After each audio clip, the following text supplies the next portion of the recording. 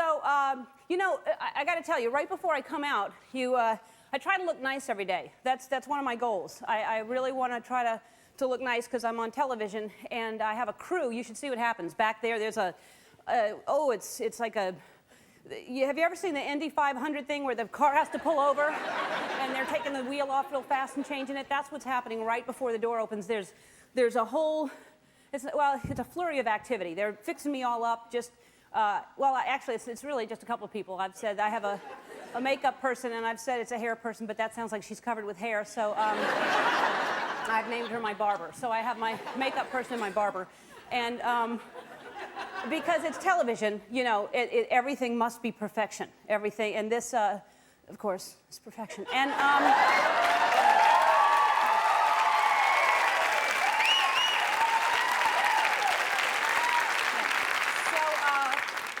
not when I'm not on TV. You should see me, but for television, pure perfection. And but not only is this perfection, what you don't know is that I smell good as well. I'm not bragging. It's just a fact. I want to smell good. You can't tell. You're too far away. And if you can, then I smell too good. And you, of course, at home are too far away, way too far, depending on where you live. And but I do. I smell good because to me it's very important. I floss, I brush, I gargle, I rinse, and I repeat. And because I take pride in my hygiene, that and my award-winning roses. But anyway, I've learned you could be a fantastic person. You could be a lovely person, great personality, look good, dress nice, smart, funny. But if you have bad breath, it's just nobody wants to be around you, It's a horrible thing when you have bad breath. The best job for you if you don't smell good is maybe a sanitation worker. Because then you could just blame it on the garbage. Nobody really knows how bad you smell. And nobody will tell you how bad you smell either. So that's something you got to pay attention to the signs. Because people, if you really look, there's hints. If somebody, when you're talking to them, if they kind of lean back a lot,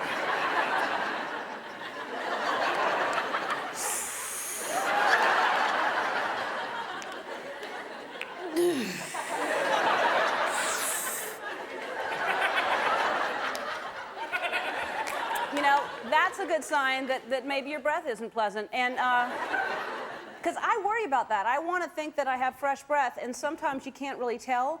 But have you ever done this where you all of a sudden realize you have bad breath? And I always think, God, if all of a sudden I'm aware of my breath being bad, how bad must it be? If I can tell how bad it is, it must really be bad. Because you can't tell. Even you do that hand thing, that doesn't work. It doesn't. I don't know. I can't smell anything. So then you have to ask people, hey, is my breath bad? It has to be a good friend to ask that too. You can't, not a stranger. If you're in line going to the theater or something, you can't just turn, is my breath bad? You can't do that. People, you can try to hint when somebody doesn't have good breath. You can, you offer them an Altoid. That's always like, would you like an Altoid? Take another. Have several, so chew a few at a time.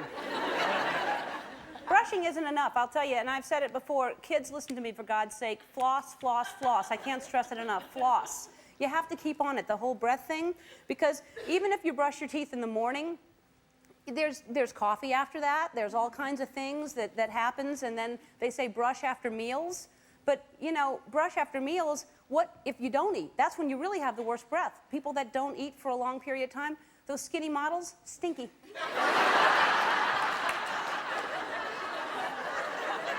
Yeah. Yeah. Skinny equals stinky. Just know that. Yeah.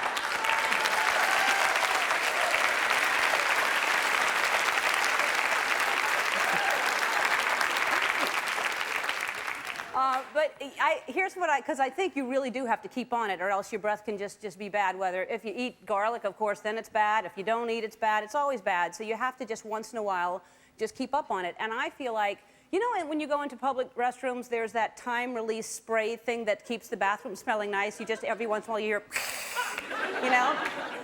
We should have that in our mouth, like a timed-release breath freshener that just attaches like to the back molar or your K4 or K5 or your incisor or your outsizer. You just attach it to your tooth listen, I'm telling you what, if they can make a camera small, they have spy cams now that they make that can attach to someone's button that can spy on people. If someone's spending money and energy on time getting a spy cam on a button, we can invent a timed release breath freshener to fit onto our tooth. That's all I'm saying.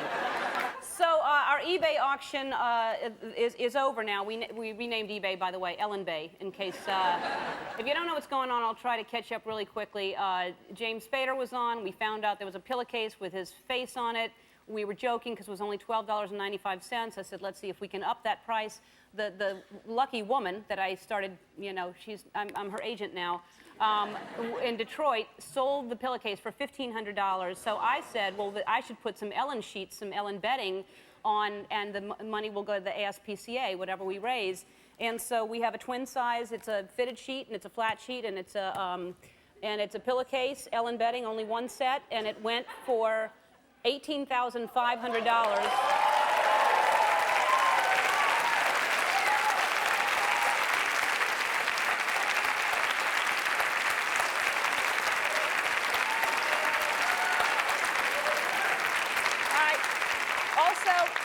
I put some plates on because we had that cute little angel Ariana from Fresno, and she was raising money for the zoo that needed money. And I said, well, I'll help you raise some money. So I'll put some Ellen plates on, and they're not even microwavable or dishwasher safe, and they're not for everyday use. They're just for, you know, the nice occasions. There's 8 of them, and the plates went for $6,001.50.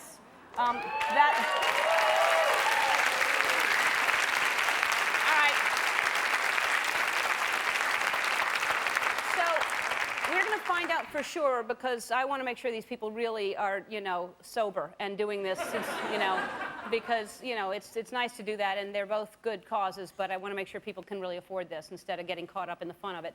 And also, you know, people send me stuff all the time. It's always interesting to see what people send me. Someone sent me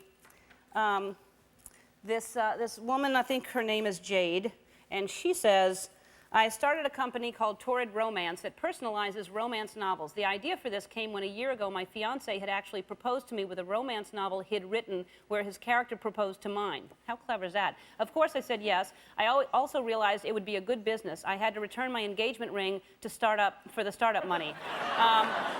So they sent this to us, and this is Houston right here. And this is me right there. Houston looks like Ben Affleck right there. And I look like Carson from Queer Eye. Look at that.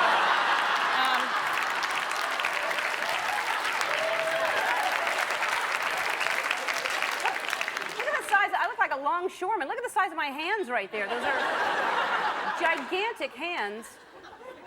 And we're supposed to be in a hotel room. Look, that's a window. We're on the first floor of a hotel in Paris. That's not a good room right there, to be right there across the...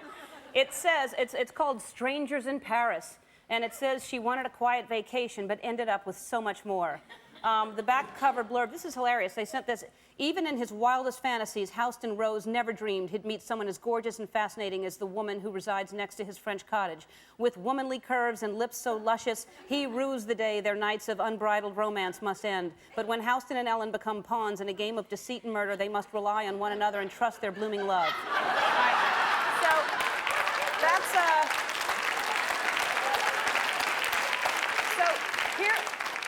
This is what they sent us, and I thought, well, what if we really did? I mean, that does seem like a romance novel waiting to happen. So here's what we went ahead and shot the cover before we.